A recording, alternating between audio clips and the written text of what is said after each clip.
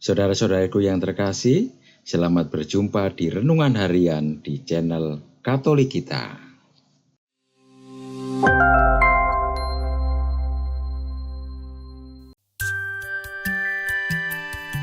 Hari ini, Sabtu, 22 Maret 2025, Pekan kedua Prapaskah. Bacaan pertama. Bacaan diambil dari Nubuat Mika, bab 7, ayat 14 sampai dengan 15, dilanjutkan ayat 18 sampai dengan 20. Nabi berkata, "Ya Tuhan, dengan tongkat-Mu, gembalakanlah umat-Mu, kambing domba milik-Mu sendiri. Mereka terpencil, mendiami rimba di tengah-tengah kebun buah-buahan. Biarlah mereka merumput di Basyan dan Gilead, seperti pada zaman dahulu kala. Perlihatkanlah kepada kami tindakan-tindakan ajaib, seperti pada waktu Engkau keluar dari Mesir. Adakah Allah lain seperti Engkau, yang mengampuni dosa-dosa dan memaafkan pelanggaran yang dilakukan oleh sisa-sisa miliknya sendiri, yang tidak murka untuk selama-lamanya, melainkan berkenan pada kasih setia? Biarlah Ia kembali menyayangi kita, menghapuskan kesalahan-kesalahan kita, dan melemparkan segala dosa kita ke dalam tubir-tubir laut. Kiranya Engkau menunjukkan kasih setiamu kepada Yakub dan kasih-Mu kepada Abraham, sebagaimana telah Kau janjikan dengan sumpah kepada nenek moyang kami sejak zaman purbakala." Demikianlah sabda Tuhan. Syukur kepada Allah. Bacaan Injil. Bacaan diambil dari Injil Suci menurut Lukas, bab 15, ayat 1 sampai dengan 3, dilanjutkan ayat 11 sampai dengan 32. Para pemungut cukai dan orang-orang berdosa biasa datang kepada Yesus untuk mendengarkan Dia.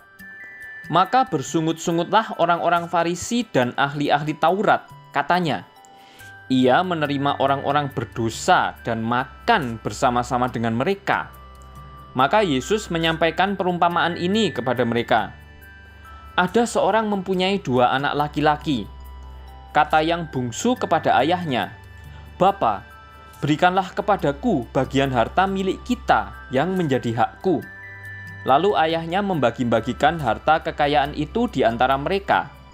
Beberapa hari kemudian, anak bungsu itu menjual seluruh bagiannya itu, lalu pergi ke negeri yang jauh. Di sana, ia memboroskan harta miliknya itu dengan hidup berfoya-foya. Setelah dihabiskan harta miliknya, timbullah bencana kelaparan di negeri itu, dan ia pun mulai melarat. Lalu ia pergi dan bekerja pada seorang majikan di negeri itu. Orang itu menyuruhnya ke ladang untuk menjaga babi.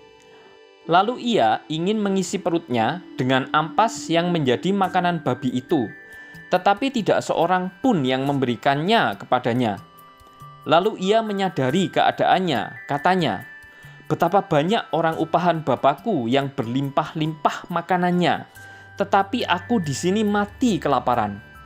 Aku akan bangkit dan pergi kepada Bapakku dan berkata kepadanya, Bapa, aku telah berdosa terhadap surga dan terhadap Bapa. Aku tidak layak lagi disebut anak Bapa. Jadikanlah aku sebagai salah seorang upahan Bapa.'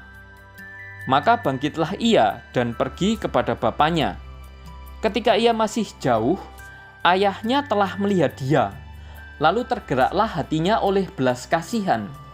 Ayah itu berlari mendapatkan dia, lalu merangkul dan mencium dia.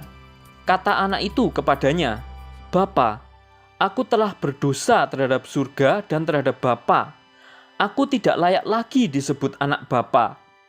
Tetapi ayah itu berkata kepada hamba-hambanya, 'Lekaslah bawa kemari jubah yang terbaik, dan pakaikanlah kepadanya. Kenakanlah cincin pada jarinya, dan sepatu pada kakinya.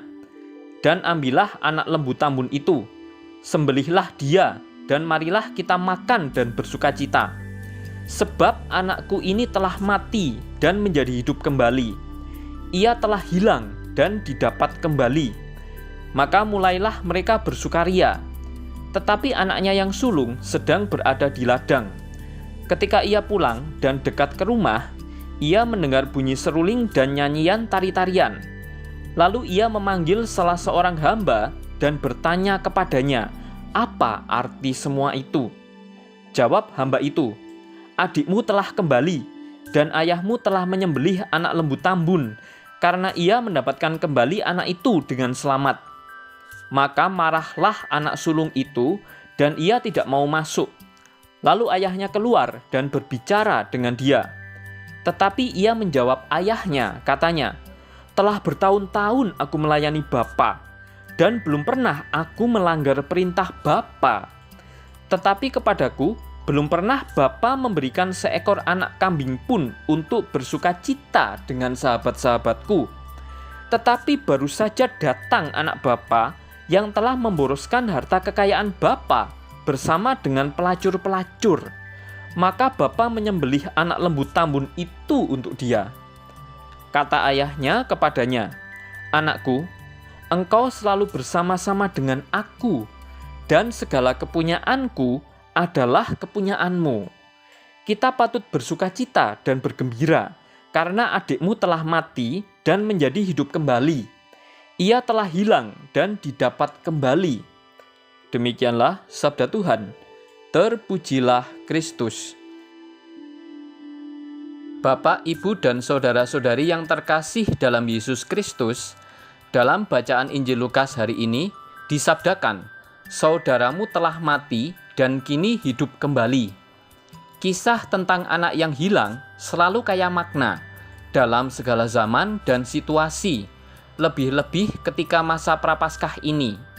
Pertama-tama jelas bahwa pertobatan merupakan sikap yang sangat perlu kita ambil untuk kembali pada hidup yang berrahmat. Hanya dengan pertobatan, akhirnya kita bisa kembali merasakan kasih Bapa yang selalu mengampuni. Hidup bersamanya selalu merupakan sebuah keadaan yang kita rindukan. Hidup bersamanya berarti kita pulang ke rumah. Pulang selalu mempunyai pengertian yang baik, yang juga dirindukan, dan menjadi situasi yang nyaman. Hanya ketika kita pulang dan tinggal di rumahlah kita menjadi damai. Kita perlu mengambil sikap pertobatan karena kita tahu bahwa Bapa itu sungguh Maha Kasih dan Maha Pengampun. Kita yang pergi, maka kita yang perlu kembali. Jalan kembali kepadanya selalu terbuka lebar. Kesalahan dan dosa kita bukan menjadi ukuran apakah kita bisa kembali atau tidak. Apa yang menjadi ukuran utama ialah kasih Allah yang luar biasa. Kasih itu seolah menghapus kedosaan yang teramat berat dalam ukuran manusia. Maka manusia tidak perlu ragu dan putus asa untuk kembali kepadanya. Apa yang perlu kita lakukan adalah persis seperti anak bungsu yang pergi itu. Kita hanya perlu melangkahkan kaki untuk kembali. Bapa tidak pernah menuntut semua yang diberikan kepada anaknya untuk dikembalikan. Cukup kita kembali dengan tangan hampa saja, Bapa sudah menerimanya. Itulah keagungan kasih Allah yang dengan cuma-cuma selalu diberikan kepada kita. Bisa jadi kita sekarang ini melangkah lebih jadi daripada anak bungsu itu. Atau mungkin juga kita masih setengah jalan dari anak bungsu itu. Apapun situasi dan keadaan kita, jika kita menjauh daripadanya, ada ruang kosong yang membuat kita gelisah dan hidup tidak damai. Seberapapun jauhnya kita sudah menjauh, Tuhan tidak memperhitungkan itu. Kasih-Nya jauh lebih dalam dan luas daripada dosa dan kesalahan kita. Marilah kita berdoa. Allah Bapa kami, sumber cahaya mulia. Di dunia ini, kami sudah Kau perkenankan mencicipi hidup surgawi. Semoga terang-Mu membimbing kami seumur hidup, hingga akhirnya kami memasuki cahaya-Mu yang abadi. Dengan pengantaraan Yesus Kristus, Putra-Mu, Tuhan kami, yang bersama dengan Dikau dalam persatuan Roh Kudus, hidup dan berkuasa Allah sepanjang segala masa. Amin. Saudara-saudari yang terkasih, terima kasih atas kebersamaannya dalam renungan harian ini. Kita jumpa lagi di renungan harian berikutnya. Berkah dalam.